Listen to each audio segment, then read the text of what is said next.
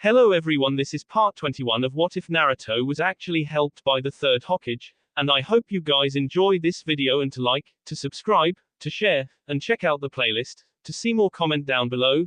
Now let's start the intro. They call me a god. They call me a god. They call me a god. Join my membership, the perks are great. It's in the description. The Hokage Tower was abuzz in preparations for Naruto's ceremony. Tomorrow, Naruto would be named the Godime Hokage of Konohagakure no Sato, and Konoha was preparing for a massive celebration. The reason for the rush was secretly that Minato and Kushina wanted to be there for their son's inauguration and swearing into the office. They only had 3 days left on the deal with the Shinigami, and Naruto wanted to share the moment with them. Hiruzen had a fire in his eyes that screamed, "I can see the end of the tunnel." As he directed people for his last official day as Hokage, Naruto walked into the council room to present himself to the Jonin Council and the Fire Daimyo. This was no more than a formality at this point, but it was still deemed necessary, and Kenji, the Fire Daimyo, really wanted to be present. Kenji had tried throughout the years to curry favor with Naruto, even though it was normally the other way around. Kenji realized that Naruto was the centerpiece of Fire Country's success and that he would continue to be a key figure. Hell, his whole clan would be key. Thus, Kenji made the trip and extra effort to get a little bit of face time with the hero of the elemental nations. Kenji opened up the ceremonies. "Ah, Naruto-kun, it is good to see you again, even if this is a bit ahead of schedule." Naruto bowed to show respect. "Kenji Dono, it is likewise great to see you again. I am most grateful for all of the support that you have granted me throughout the years." Kenji waved his fan in front of him to cool himself down. "Oh ho ho, you are too kind, young man. Now, you have been called before me and the Jonin Council to discuss your nomination as the Godime Hokage. Is it your wish to assume the mantle and faithfully serve Fire Country and Konohagakure?"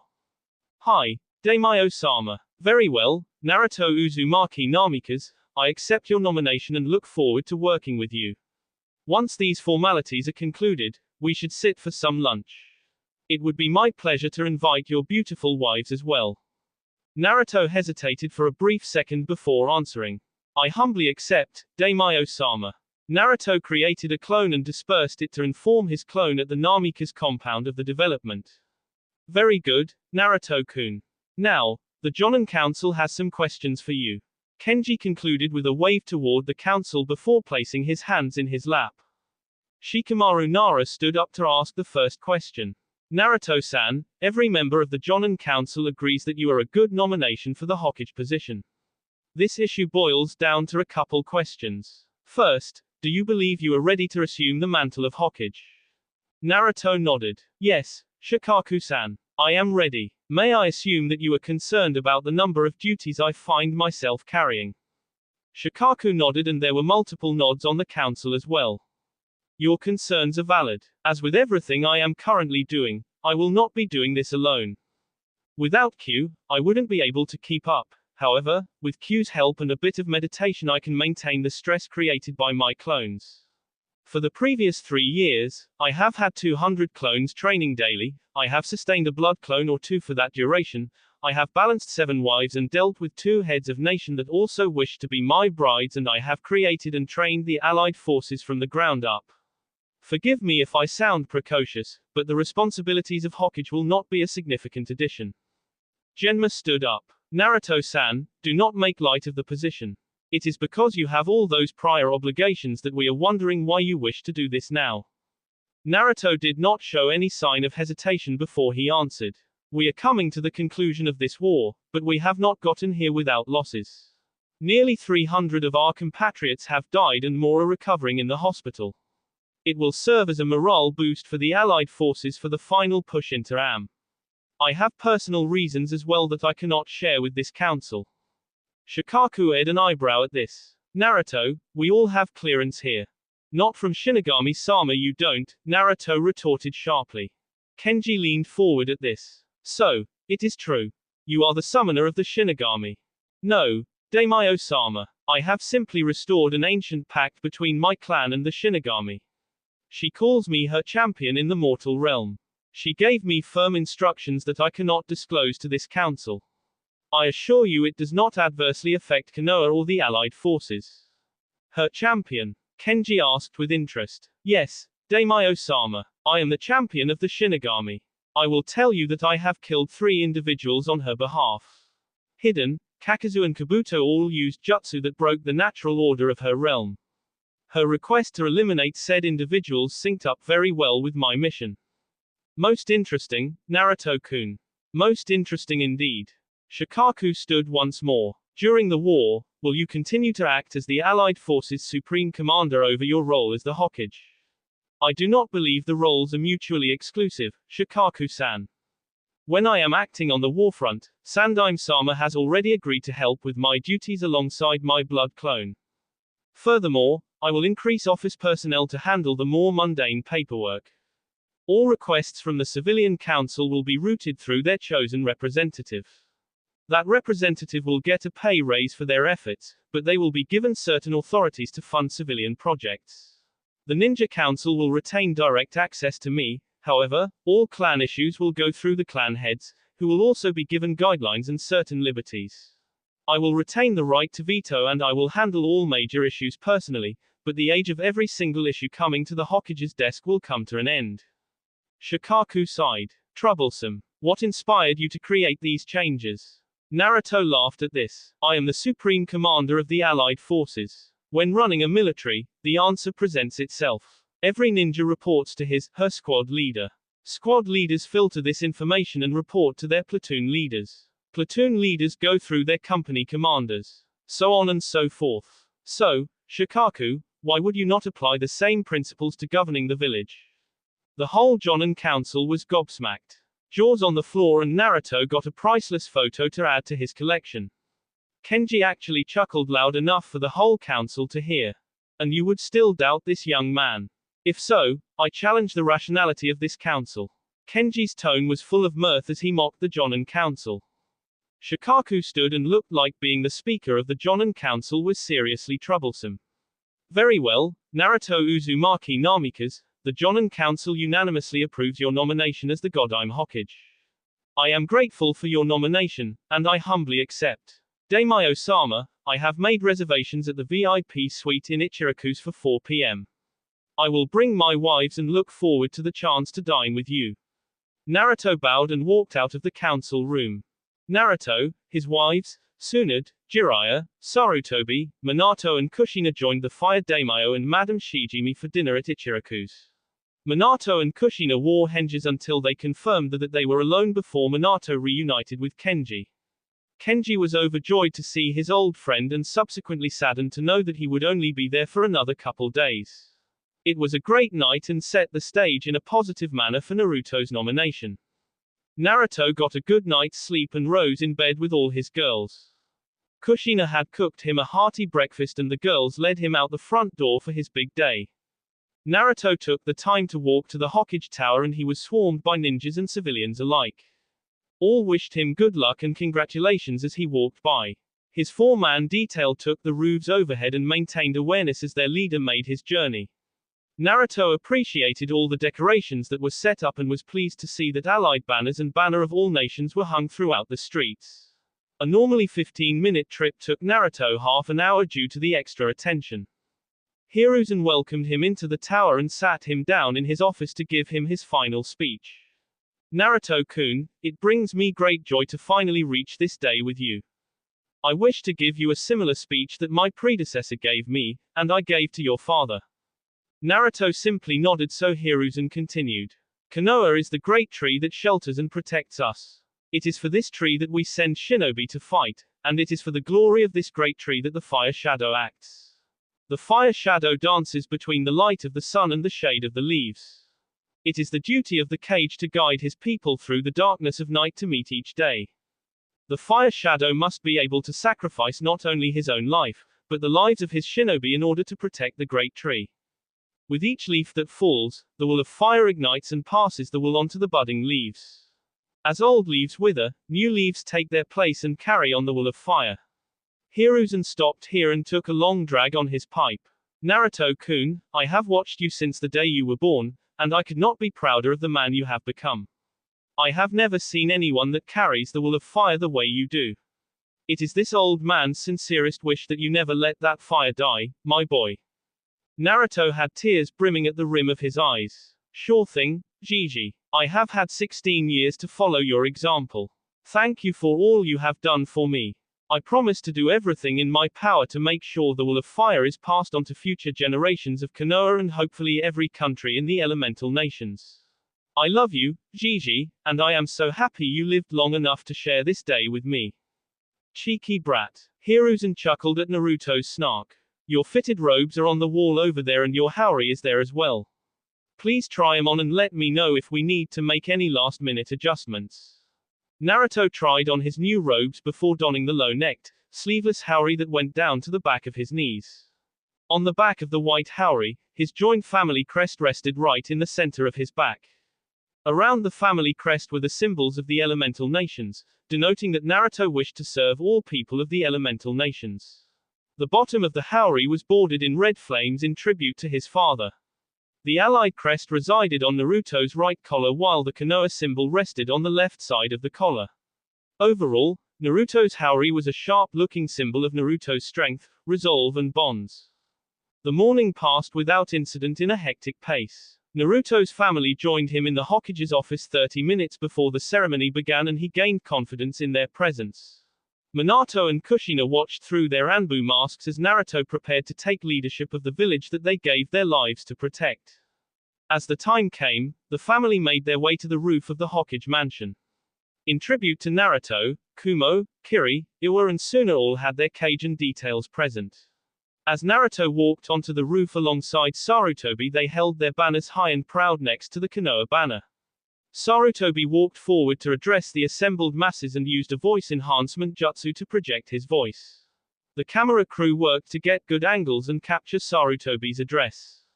"My dear people of Konoha, Fire Country and the Elemental Nations, it brings me great joy that I got to live to see this day.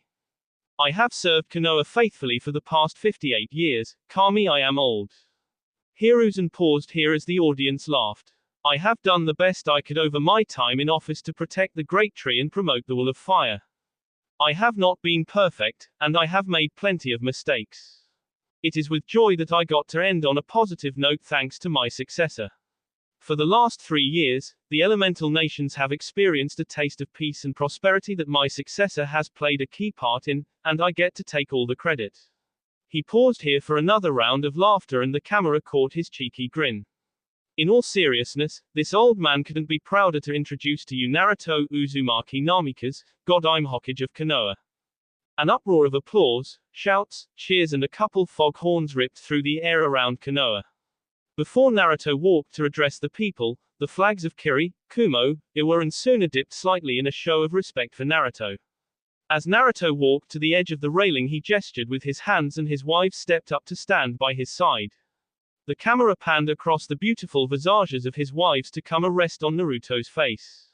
"People of Konoha, Fire Country and the Elemental Nations, thank you for honoring me with this opportunity to serve you. I am proud and humbled to be named the God I'm Hokage.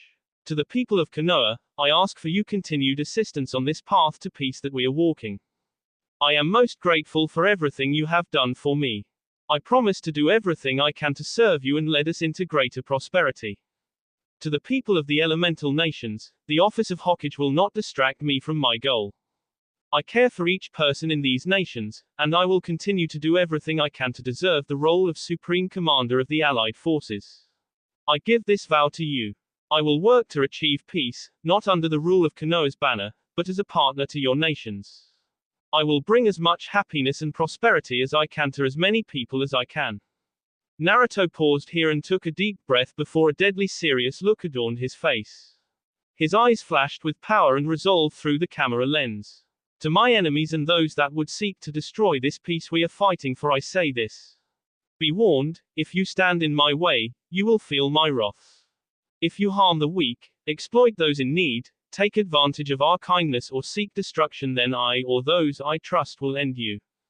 Naruto flashed into his golden cloak after he made this statement. Thunderous applause and battle cries rang out across Konoha.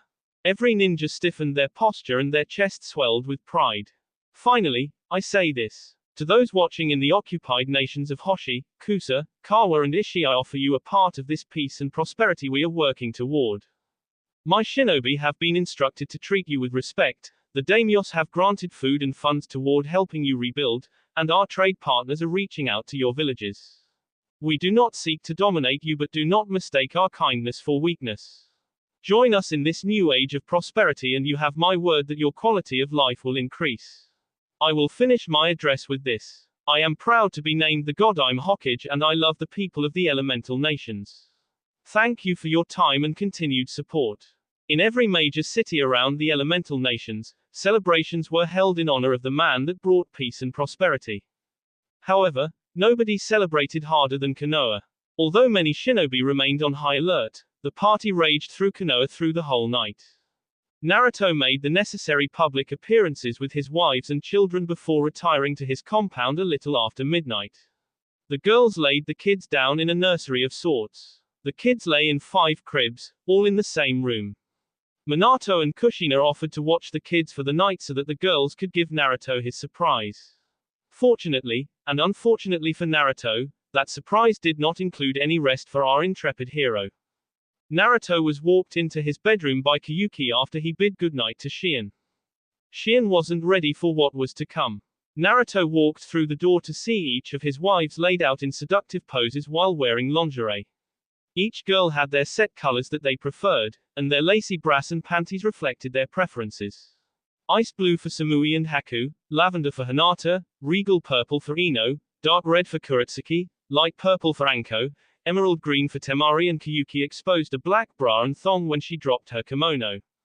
Naruto laid on the bed and received a full-body massage from his girls. He was grateful that he taught them the trick to his chakra stimulation, as multiple sets of tender hands removed all the tension that had built up throughout the stressful day. What followed the massage would make Eros, the Greek god of lust, blush. 8 beautiful women, numerous Naruto clones, moans, screams of ecstasy, fluids everywhere and smiles on comatose faces were a truly beautiful sight. It was nourishment for Naruto's soul.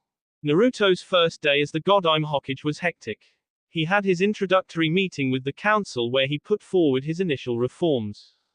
The council was keenly interested in gaining more autonomy and authority, but they were apprehensive about how these reforms would affect the power balance. The new scheme did allow for more authority, but Naruto would still have absolute authority over it all. If he detected anyone abusing their power, then he would make an example of them.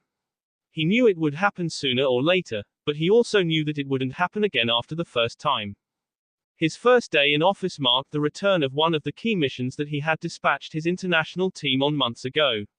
A disheveled Karen, Tenzo and the rest of their team made their way into the office. Karen was clearly startled when she saw Naruto sitting at the Hokage's desk and Tenzo ed an eyebrow. "Ah, yes, you guys missed all of the fun yesterday. I was sworn into office and today is my first day as the Godime Hokage. Please provide me with a verbal mission report and then go take the week off." Naruto broke through Karen's confusion and the whole squad stiffened to attention. Tenzo stepped forward. "We worked with international forces and shinobi from the hidden mist to find the 3-tailed Jinchuriki. During the mission, we ran into 2 other parties that were interested in capturing the Bijuu. The first was a crystal user and her squad that were remnants of Orochimaru's faction, and we found out they were working for Kabuto. The second was a plant-like creature that was half black and half white. This creature was working with the man in the orange mask." Naruto made a hand signal and Dragon descended from his place in the ceiling. "Dragon, please go retrieve Hawk, Sasuke and Mikoto. I want them here for the rest of this report." Dragon disappeared to go and complete his task. "Okay, so why don't you tell me about this group from Kabuto? I will let you know now that I killed Kabuto 2 months ago, so they were probably working on outdated orders." Tenzo bowed and differed to Karen. "Naruto, I mean Hokage-sama, we rendezvoused with shinobi from Kiri about 3 weeks after we left. We were patrolling the seas around Mizu no Kuni for a couple weeks when I finally detected the Sanbi's chakra signature. The Bijuu was submerged nearly 100 meters in a deep lake to the southwest of Kirigakure. During initial exploration, we were unable to contact the Bijuu. We various methods to bring it to the surface for a conversation without success. Then this squad from Kabuto showed up led by Gurren, a crystal release user. She decimated our forces and caused us to take severe casualties. We lost one member from our squad, Mishimoto, and the Kiri attachment lost 70% of their members. Naruto cut in here and he was not pleased. Why did you not use the Hiruzen kunai I gave you to summon me? Tenzo answered. The Hiruzen kunai was in my backpack that was stolen during our journey to Mizu no Kuni, Hokage-sama. Naruto sighed and made a motion with his hand to continue the story. We were able to fight off the team from Kabuto after they fought the Sanbi. They had a young man with them that had some sort of auditory jutsu that really pissed the Bijuu off. We were weakened after defeating the crystal user, and that is when the man in the orange mask showed up with the plant creature. Naruto paused the story and waited for the requested parties to show up. 5 minutes later they all entered the office. I have called you here because Tenzo and his squad had a run-in with the man in the orange mask. Sasuke ran over to Karen and gave her a big hug. He looked her over to make sure she was okay, and she reassured him that she was fine. Apologies, Hokage-sama. Sasuke smirked when he called Naruto by his la. Naruto waved him off with a dismissive hand and looked toward Tenzo to continue the story. Tenzo restarted the tale. After we dealt with Kabuto's squad, we were set upon by Madara, the plant creature, and multiple clones of the plant creature. At that point, I ordered a retreat because Madara was clearly above our level. Hawk stepped forward. Why didn't you use the Hiruzen kunai Hokage-sama gave you? His tone was irritated, and frustration leaked off of him in waves. Stand down, Hawk. They already explained that to me. They made a severe error previously in the mission. An error that I am presuming cost us the Sanbi. Karen answered. Yes, Hokage-sama. I remained in detection range once we retreated to the patrol ship. We were harassed and attacked by the white creature the whole time, but I felt the Sanbi's chakra disappear.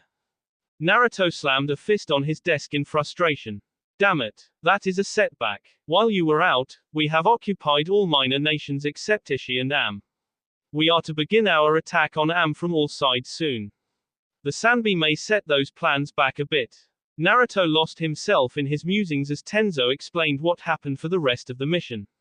Once their report was complete, Naruto dismissed them and the Uchihas remained in the room.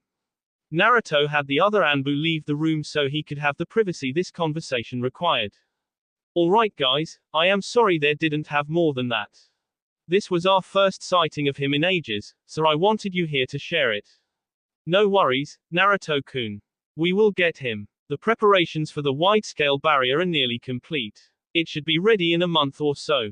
Mikoto's soothing motherly voice relieved Naruto of some of his worries. What barrier, Ka-chan? Asked Sasuke. Well, you know the seals that I use to protect Konoha to prevent use of space-time jutsu. Well, I have been working with the best in R&D to develop a barrier big enough to surround Am. I know we will be able to corner Pain and Madara, and there is no way in hell I will let them get away. From their report, we know that the white and black plant creature is the original white Zetsu and it is fused with what Kabuto referred to as black Zetsu. Those three need to be dealt with before the world can find peace. Dragon spoke up. Naruto, how are you going to power the barrier? Naruto smirked. Itachi and Shisui, you can take off your masks when it's just us. I have stored several blood clones that are infused with Kurama's chakra. They will be stationed at the 8 cardinal directions around Am along with the barrier devices. This barrier will form a giant sphere that isolates the whole area in its own spacetime bubble. Nobody will be able to get away once it is powered until I release it. Shisui asked the next question. Are you sure that they can't power through it? Naruto shrugged. Dunno. Most likely not. We don't have enough time to test it completely, but I plan on using it for the element of surprise and hitting them hard. We cannot let them focus on breaking the barrier. The key component is you guys killing this, Madara, before he realizes that he is trapped. Think you can do it? Itachi, Shisui and Sasuke smirked confidently at that. Mikoto just wore a worried look since she would not be partaking in the attack. She was on the village reserve force that would be responsible for defending Konoha in the event of a surprise attack. Naruto dropped out of business mode and a playful smile flitted upon his face. So, Itachi, I heard that you played hero for our visitor from Nadeshiko during the last mission and she has done a 180. Mikoto scowled a little bit before her face softened. I swear, Naruto-kun. It was a 180. At first, all she did was ask about you and how we knew you. She didn't care for my Itachi-kun at all. Itachi put a hand on his mother's shoulder and his face remained as stoic as ever. It's all right, mother. I didn't have high expectations to begin with. The smallest of smiles flitted across Itachi's face. However, it has been pleasant since the battle for Hoshi. She is a good woman. It is not her fault that her imbecilic village elders told her to seduce Naruto-kun. Sasuke scoffed at that. Mission impossible, that one. Shisui laughed. Ha ha ha, yeah. Imagine being like, hey, you're betrothed to the guy's blood brother, so just go and seduce the most sought-after man in the world, and thinking that there was any chance of success. Naruto sighed and held his hands up. I am innocent on this one. Anyway, Shisui, how is Shizune doing? My sources tell me that you two have gotten mighty cozy and I may or may not have sensed an additional chakra signature. Naruto ended in a brotherly taunt, however, he wasn't ready for Mikoto's explosion. Shisui Uchiha, you better have a very good explanation for this. Mikoto cracked her knuckles in a very Kushina-like way. Shisui shot a look of betrayal at Naruto before dodging a punch from Mikoto. Relax, Mikoto-sama. It is very new news. We were going to tell you, but Shizune doesn't want to be pulled from the front lines. Naruto laughed at the whole situation. Kami, I need to catch up with you lot more often. Sasuke, I am sorry that Karen's mission took you away from her for so long. After morning training, you can have the rest of the next 3 days off. Thanks, Ruto. I appreciate that. Naruto waved them out of his office and invited them over for the family dinner tonight. It was time for Naruto to say goodbye to his parents and he wanted Mikoto to have the chance to say goodbye to Kushina. Later that night in the Namika's compound, everyone who was there for the original summoning of Minato and Kushina was present, plus a few more. Naruto catered in Ichiraku's and laid out a proper feast for his guests and departing parents. Naruto summoned Shin to let her be a part of the dinner. Before dinner began, Shin pulled Naruto aside and made him an offer of exchange. Naruto gave a fleeting look toward the Uchiha family and nodded his head. Naruto and Shin disappeared into his room for 20 minutes and left his guests waiting. Naruto was sworn to secrecy about what happened during those 20 minutes, but it appeared the beautiful, an ethereal death goddess was positively glowing when they returned to the dining room. Behind them walked a man nobody had seen in 6 years and Mikoto fell to her knees when she saw him. The man walked over to the downed woman and helped her to her feet before embracing her in a deep hug.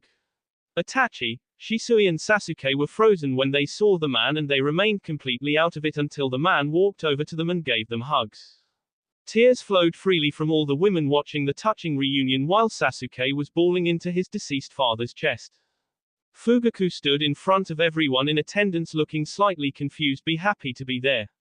He was given a place at the table next to his wife and sons and conversation resumed like his presence was the most natural thing in the world. The Uchihas were in their own little worlds while they were catching up with their fallen patriarch. Fugaku was swollen with pride at the men his boys had become, and he even acknowledged Shisui. Once everyone was present, Naruto offered a prayer to Kami and thanked her for the gift of family. He then opened the food up for consumption and everybody began to dig in. Strangely, Shin tried to sit on Naruto's lap for her place at the table until Naruto insisted that she could sit next to him. His wives aired an eyebrow at Naruto, but none of them were stupid enough to say something to the death goddess. That didn't stop Kushina from glaring at Shin and giving the death goddess challenging looks. Minato just plastered his silly smile on his face and nodded his head to his son. The dinner was a great send-off for Naruto's parents and every single person in attendance felt happiness and contentedness fill their hearts. Sadly, a deal with the goddess of death is still a deal with the goddess of death. It took nearly an hour for people to say the goodbyes. Tears flowed freely as departing words were swapped between friends and family members alike. Kushina must have given the children 5k apiece as she darted between them and tried to get one final memory out of her grandchildren. Naruto watched peacefully from the edge of the chaos while giving Shin a one-armed hug. He was ever grateful for Shin's gift to him and only hoped that 20 minutes was enough. He didn't know how his wives would react if they knew exactly what the death goddess wanted from him. Eventually, Fugaku, Minato and Kushina were standing at the front of the group next to Shin. She opened a portal back to the pure world and the three souls walked through it hand in hand. Shin sped over to Naruto and placed another chilling K upon his lips before she departed the living plane of existence. The group stood in a stunned silence before Sasuke ran over to Naruto and tackled him in a brotherly hug. Sasuke's cheeks were still stained with tears as Naruto patted him on the back. Thank you, thank you, thank you. It was nothing, brother. I just called in a favor. I thought it would only be fair since I got to see my parents again. Naruto said in a soft tone as he continued to rub Sasuke's back, in an extremely manly way, of course. Itachi and Shisui decided to join the insanely manly hug and they were most definitely not crying. Okay, they were crying, and the hug was decidedly not manly. That didn't stop all the women in attendance from cooing at the cuteness of it all.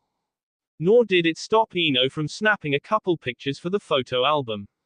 The girls played keep away with the photo until the boys promised they wouldn't destroy the picture.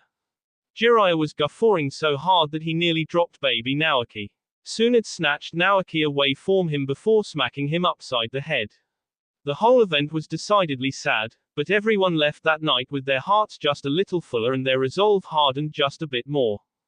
Attack on Am. A month had passed since Naruto said goodbye to his parents and it had been a very hectic month. The Allied Forces R&D department completed the barrier stabilization devices last week and Naruto was flashing them to the Allied Forces on various fronts. All nations began collapsing around and it took a whole month to push the coalition forces back into Amegakure. Naruto was on the land of fire side of the massive lake that surrounded Amegakure. There were 8 Allied encampments that were set up around the massive lake and the barrier devices were deployed in each of those encampments. The stage was set for the final attack on Amegakure. Naruto sensed roughly 5,000 chakra signatures in the city of Amegakure and he felt a massive collection of the presence he has become very familiar with below the city. Naruto was meeting with the strategic division and allied commanders to review the final assault. Naruto stands at the head of the massive tent to address the men and women he had come to rely on. He smiled as he looked at the determined visages of his allies and partners in his effort to spread peace. He thought about all the losses and sacrifices his people had made and the heartbreak associated with each and every loss. It saddened him but he couldn't afford to let it distract him. Okay everyone, I have compiled the SITREP, and we will review that now. The assault of Am has lasted 27 days and the results are as follows. 7,000 confirmed enemy dead, 5,500 of those were Zetsu. From Iwa, they report forces at 85% combat readiness. The last battle hit them very hard, and they have lost 480 shinobi with another 1,200 wounded. They are holding down the northwest edge of the lake and Han is with their main encampment and Roshi is with the northern encampment. Any updates from Iwa that need to be addressed now? Naruto looked at Kitsuki and his advisors and got no response. Moving on, Kumo is holding the northeast and eastern edges of the lake. The report 150 dead with 450 wounded. Their fight was pretty light compared to Iwa. I think that is due to Ishii providing reinforcements. Killer Bee is holding down the front lines and Yugito is in their secondary camp. Kiri is holding the eastern to the southern edge of the lake and their forces are invaluable around this much water. They are operating at 90% combat readiness and denied needing any reinforcements. Yukata is stationed to help their encampments. Suna and Konoha and holding the southern edge of the lake to the western edge. This is the southern encampment that I am holding down, and I have Gaara responsible for Suna's main encampment. Suna is at 95% readiness while Konoha is at 87%. They were late to call me into the fight against the Sanbi and the Three Tails inflicted heavy casualties on that front.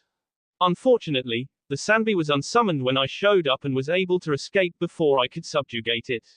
I will open the floor for any other updates before I continue.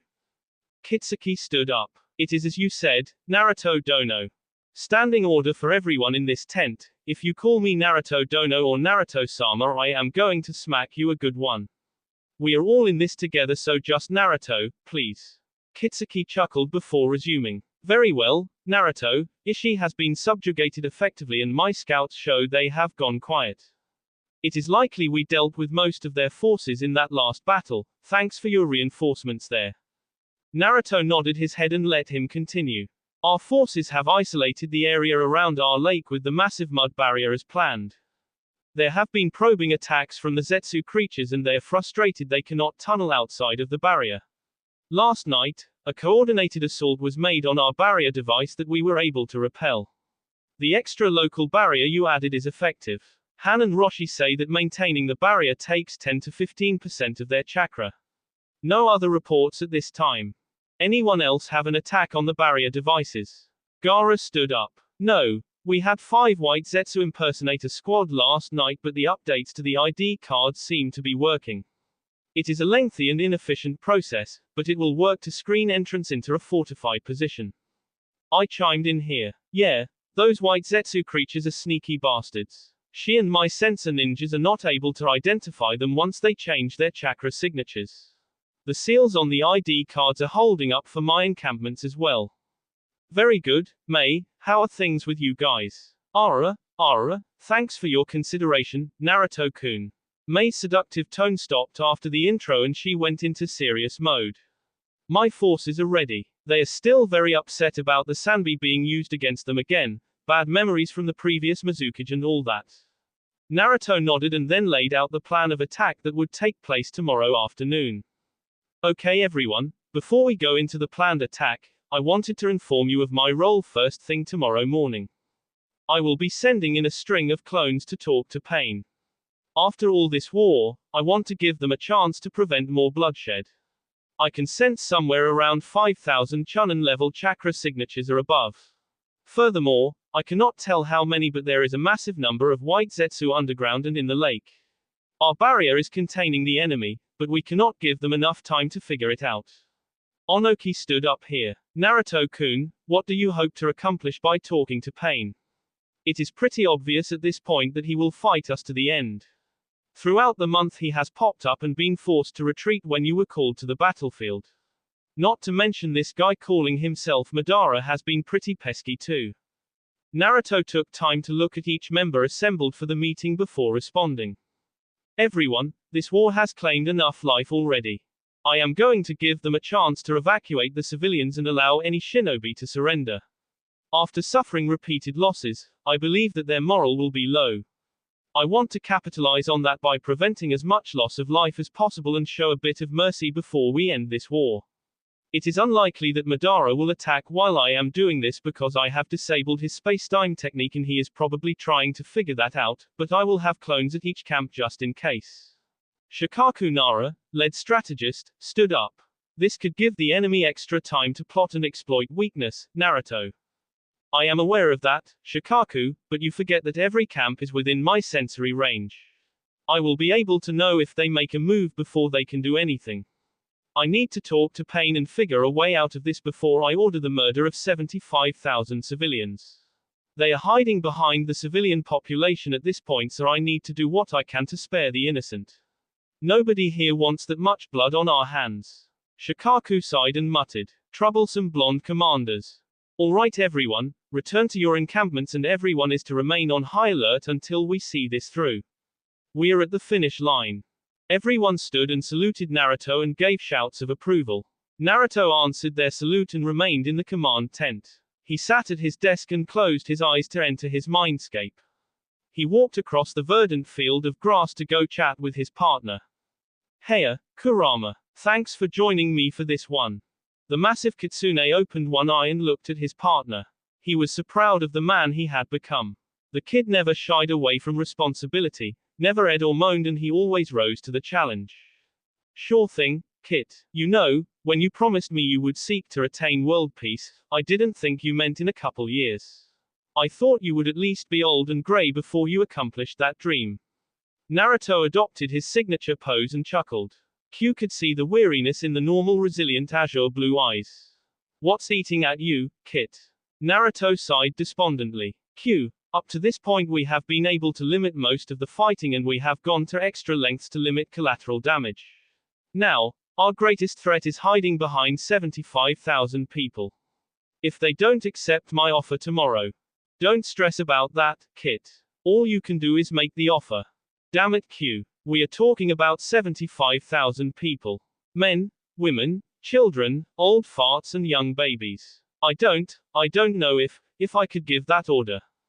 Kurama transformed into his Q form and raised Naruto's chin to look him in the eye. The blood-red irises and black slits bore into the hesitant blue eyes with little resistance. Q didn't say anything, he just looked into his partner's soul, and in turn Naruto got to see Kurama's soul.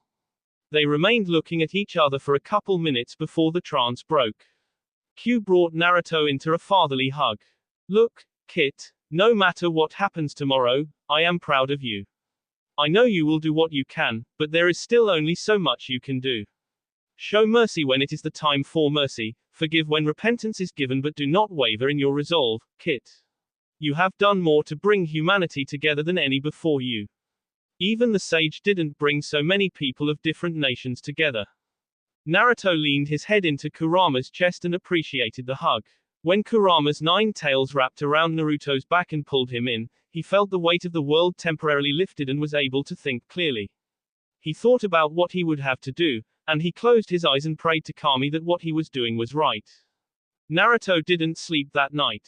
He stayed in the mindscape with Kurama and left periodically to deal with his duties. The tension of the whole war was coming to a head, and it was palpable to Naruto and every other shinobi. The massive blue-black barrier over the whole area made it feel like there was no escape from the coming dawn. Naruto walked out of the command tent at the crack of dawn and summoned 50 clone captains to go and complete their part of the mission. A Naruto clone began the long trek into Am. He waterwalked for a mile and a half before he took the 3-pronged kunai in his hand. The clone could see the massive wall surrounding the industrialized city, but Naruto knew he would be able to clear it. The clone leaned back and then went through a full throwing motion like a professional pitcher. The kunai sailed into the air at nearly supersonic speed, and it impaled itself on the tallest tower in Amegakure nearly halfway up the tower. A long series of yellow flashes originated at the kunai's position and the chaos in Am began in earnest. Naruto clone captains flashed to the kunai and then created 20 light clones apiece. These clones were used for short missions where endurance or sustainability were not important. Nearly 1,000 blonde knuckleheads ran through Amegakure no Sato shouting at the top of their lungs. The clones were using chakra to project their voices in order to provide evacuation instructions. Many clones were popped during their efforts, but the message was starting to get out. The people of Am swarmed into the streets with confused looks on their faces, but some of them heard what the clones were saying. I am Naruto Uzumaki Namikaze, Supreme Commander of the Allied Forces. I am offering you a chance to avoid this fight. Any and all that wish to surrender or evacuate, make your way to the ports in an orderly fashion. Am will fall today. We do not wish to involve innocent people, but your leader is hiding behind you. Get some things and go to the ports if you wish to evacuate. You have until 2 p.m. to evacuate. Clones ran around shouting while coalition forces did their best to quickly catch and destroy the troublesome blondes. Little did they know that this was just the first wave. Meanwhile, a Naruto clone captain made its way into the tower on a completely separate mission. This clone was tasked with talking to Pain. The clone was given a traveler's cloak with the stealth seal on it. This made it nearly undetectable as it made its way through the dark and eerie tower. The lower floors were being used as a command center, but after halfway up there was just emptiness. Empty, black and shadowy rooms occupied the floors of the upper tower. The Naruto clone made its way to the top floor and saw that this floor was different. There were signs of life on this floor. Weapons were laid out along with scrolls in a big library-like chamber. Naruto saw that there was a door leading to what he presumed to be Pain's chamber. Naruto being Naruto disabled the stealth cloak and knocked on the door. A raspy voice answered the knock and the door seemed to open on its own. As the clone entered, it saw a pale, red-haired man sitting on what looked to be a throne. The shaggy red hair creeped down over the right side of the figure's face and the rest of his body was hidden beneath the Akatsuki cloak. The Naruto clone showed itself with its hands raised and Pain instantly leveled his arm at the clone. Whoa, wait a minute. I don't have any weapons on me, I am just here to talk. Tell me why I shouldn't kill you here and now. You have thwarted my plans at every turn. You have killed my men and brought war to this nation. Pain's raspy voice was filled with anger and frustration. The Naruto clone smirked at Pain. Well, for starters, I am just a clone. The boss wanted to talk with you, and if you kill me, he will just send 10 more. For your last claim, I didn't start this war, Pain. I brought together historical enemies in an effort for peace. I united the Great Five, and instead of letting me spread that peace throughout the nations, you united them under the banner of hatred and hysteria. Enough. You know nothing of pain. It is only through pain that the world can find peace. It is only through pain that the people of this world will halt their endless slaughter. Only once I have the Bijuu will this world know peace. The Naruto clone couldn't hold it in any more. It opened up with full-on laughter. Oh yeah. Tell me, Mr. Wise Guy, what will you do with the Bijuu to achieve this peace? Do not mock me, mortal. I am a god in this world. Pain rose from his throne and looked ready to throttle the Naruto clone. Naruto's laughter increased at that. You believe you are a god. Oh, Kami, that's funny. The clone raised its right hand to show Nagato the seal on his hand. Do you know what this is, Pain? Pain looked wearily at the seal on the Naruto clone's hand. He didn't respond, he just looked at the seal through his Rinnegan eyes. Let me tell you then. I am not allowed to since I am just a clone, but this is the seal of the Shinigami. The Shinigami is a real goddess. You are a man in possession of powerful eyes. Tell me, Pain, can you even disable those Rinnegan eyes of yours? Pain balked a little at Naruto's challenging tone, especially at the last question. What does that matter? These are the eyes of a god. The last person that had these eyes was the Sage of Six Paths. Naruto just sat there shaking his head until he cried out in frustration. Oh, for the love of Kami. If you can't deactivate your dojutsu, it means that it doesn't belong to you. They were a transplant. From what I am sensing, I can pretty much confirm that. A simple DNA test would be more than enough to prove that. Oh well, that's besides the point. Your body continually degenerates because those eyes don't belong to you, and they continually pull power and life force from you. The point of me telling you this is that you are an idiot. Pain scoffed. Don't pretend like you know me, boy. I have seen pain, I have felt pain, and I had a plan to free this world of pain. Naruto cut him off right there. Oh, yeah, genius, would you care to share? Because you have done a crack-up job thus far. I would unite the world in pain. By taking the Bijuu, I would create the ultimate weapon to end all war. The humans would be too scared to go to war because I would be able to end the war instantly with this weapon. Kami, bless it, you are stupid. Do you even know what happens when you unite all of the Bijuu together? Was this even your idea? Finally, are you an Uzumaki? Pain stuttered at this. My name does not matter, I am just Pain.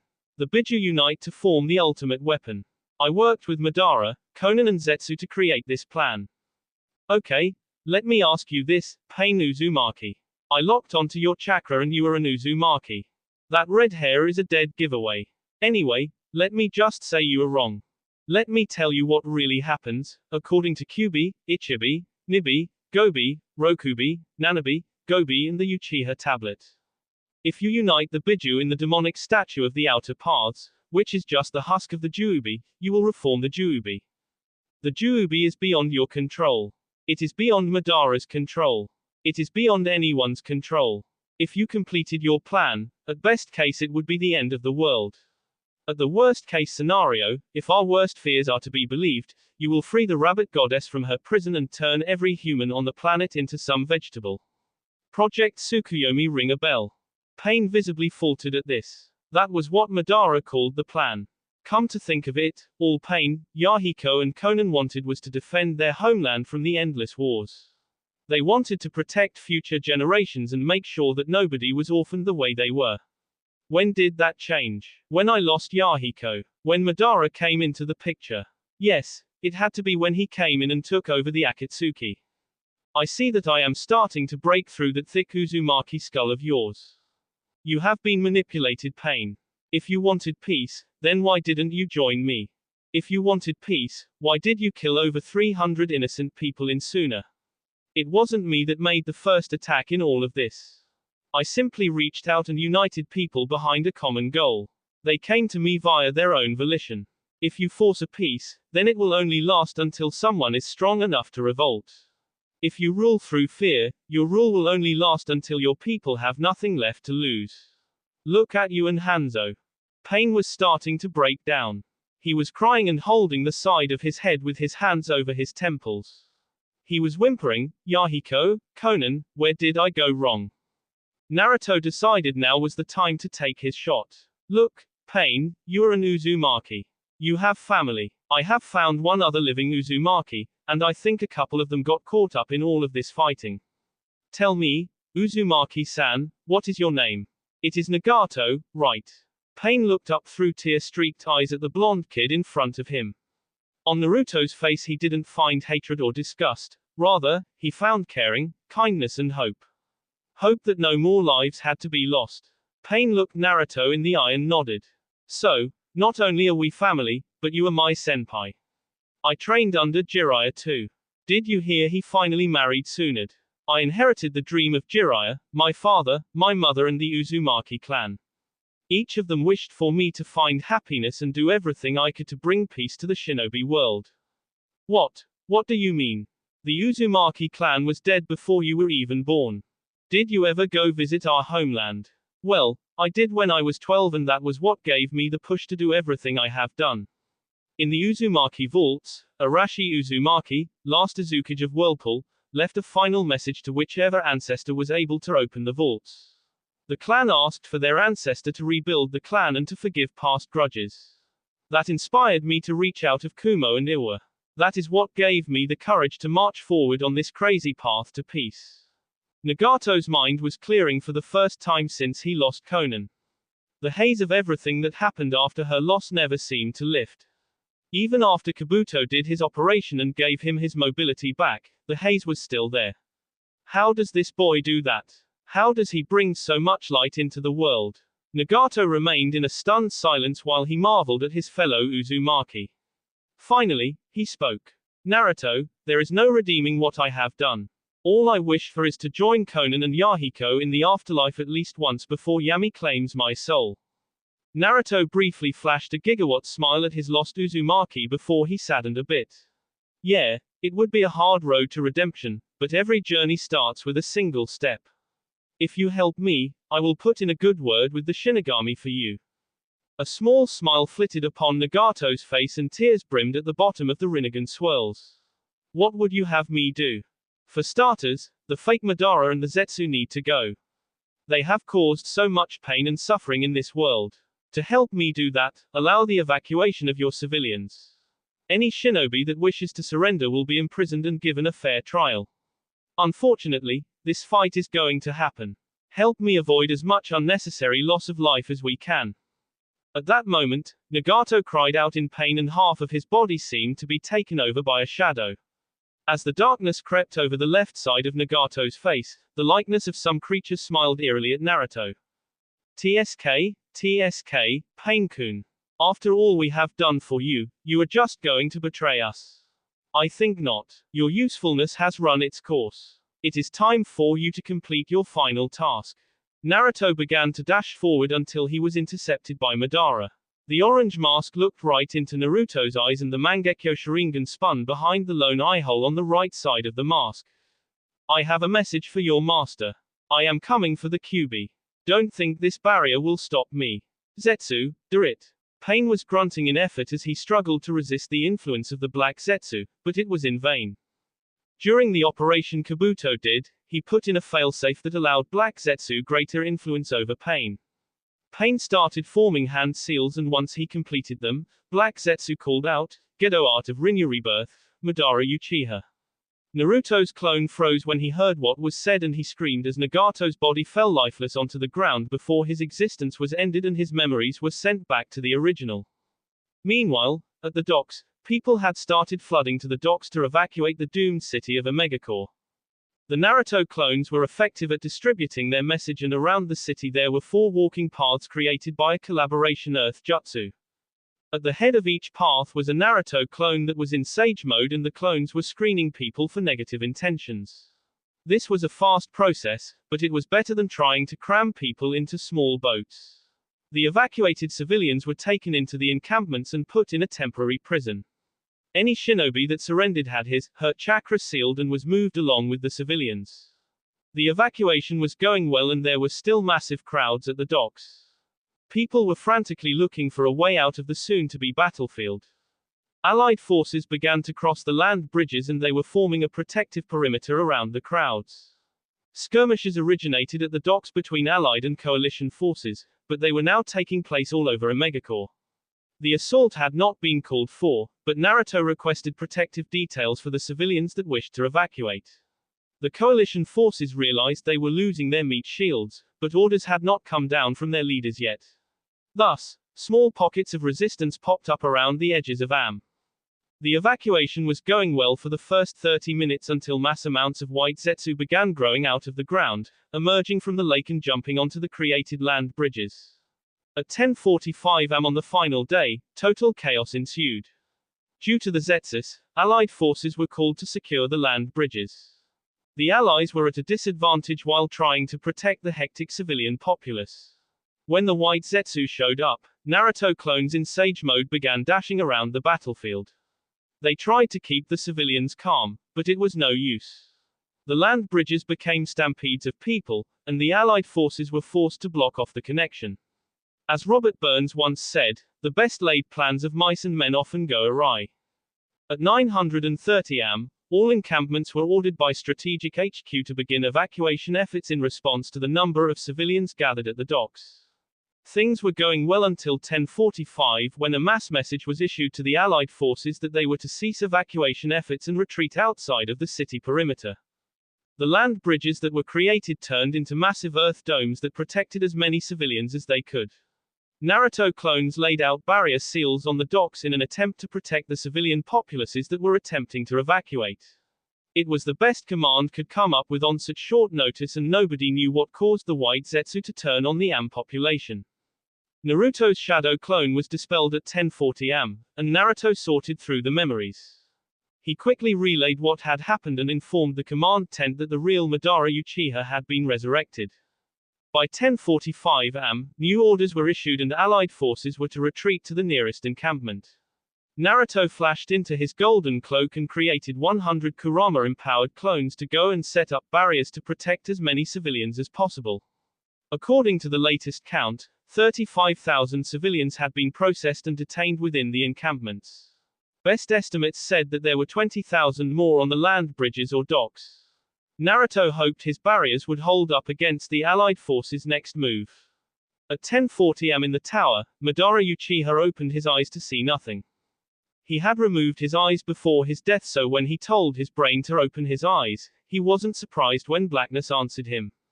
He called out to Zetsu, who was by his side, and Black Zetsu transplanted Madara's Rinnegan. The operation was quick since they were Madara's eyes to begin with, and Hashirama's cells increased his healing rate. By 10:45 am, Madara was given the state of current events and he ordered Black Zetsu to make the Zetsu army attack the civilian population while Black Zetsu brought Madara up to date. Obito watched his master's revival and felt the power that was Madara Uchiha. He knew that nothing was going to plan and only hoped that his master would show mercy on him despite his failures. When Madara opened his Rinnegan eyes, he knelt down and bowed to his master. He provided what updates he could and Madara sneered at him for all of his failures. If I had known my chosen subordinate was so completely useless, I would have chosen a different apprentice. Do not disappoint me again, Obito, for I will not be so forgiving next time. Back in the command tent, Naruto was meditating and trying to control the Senjutsu chakra. Every couple of minutes he would create 10 clones that flashed out of the command tent in flares of golden energy. Naruto was trying to create a plan to deal with Madara that wouldn't involve the civilian population. At 10:55 am, Naruto's world seemed to freeze, and he felt the familiar presence of the Shinigami. He remained in his meditative posture as he addressed her. Good morning, Shin. It is good to see you again, but I am rather busy. I know, Naruto-kun.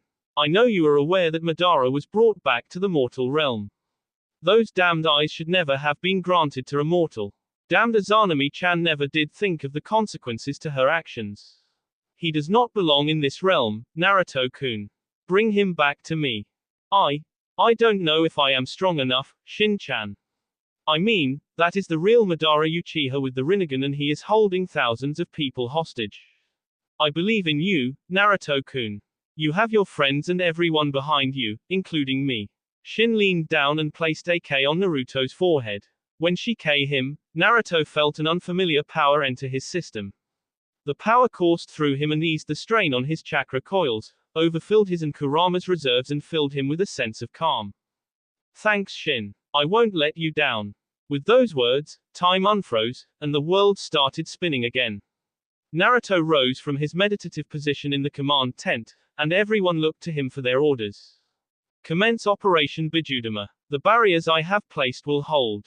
We cannot let Madara reassimilate into his full form. I accept responsibility for everything, just give the order Inoki. Inoki nodded despite not being able to make contact with Naruto due to the massive headset he was wearing. Inoki gave the order for all allied forces to prepare for impact and a direct mental command was sent to all Jinchuriki. Naruto jumped out of the tent and got ready to play his part. An overhead view of the battlefield would show 8 massive chakra constructs emerging all over the battlefield. Each Jinchuriki was undergoing a full-tailed beast transformation and syncing with their Bijuu. Each one of them hoped that they were doing the right thing because they knew the likely outcome of their actions. Golden blurs were streaking around the edge of Amegakure and running through dark red barriers that surrounded thousands of civilians. As each chakra creature rose to its full height, black, red and blue energy began to coalesce in balls in front of each Bijuu's mouth. Each Bijuu and Jinchuriki prayed to the sage and kami that they would be forgiven for what they were about to do. At 11 a.m., 8 Bijuu ripped their way across the lake and headed toward the industrial city of Amegakure. Despite being 50 meters above the water, mass amounts of water were displaced, and massive wakes followed the path of the Bijuu toward the city. An eerie silence seemed to permeate throughout the barrier the moment before impact, then a massive roar echoed across Amegakure. The combined explosions of 8 Bijuu made every ninja feel like an explosive tag just went off inside their ears. The ringing was deafening as multiple mushroom clouds fused into one and marked the city of Amegakure for death. The dust and debris hung heavy in the air around Amegakure. The mushroom cloud billowed into the atmosphere for what seemed like forever. Naruto told Inoki that each Bijuu was to evacuate the port nearest them and prepare for battle. Naruto could feel 2 ominous and powerful chakra signatures just biding their time in the dust cloud. Naruto blurred to the southern Amegakure dock and started to drop the barriers that were protecting the civilians. He could sense each individual person that remained alive, and he felt the great collection of souls that recently perished weighing heavily upon his conscience. Not now, Kit. Focus on what lay ahead. Those 2 pose a greater threat than any of us wish to admit at this time. Naruto didn't respond to Kurama's words, he just powered on with his task. Screaming was heard from all over the city as Amegakure civilians were panicking over the various Bijuu that were scooping them up. Naruto and Kurama were snatching people with 9 chakra tails that blurred in motion and flung people into the protective and semi-solid chakra of Naruto's Bijuu transformation. Gaara and Shukaku were scooping civilians into sand-constructed flying carpets and Shukaku was cackling madly the whole time. Unfortunately, one mentally unstable civilian decided to jump off the side of the sand carpet instead of risking whatever the crazed tanuki wanted with him.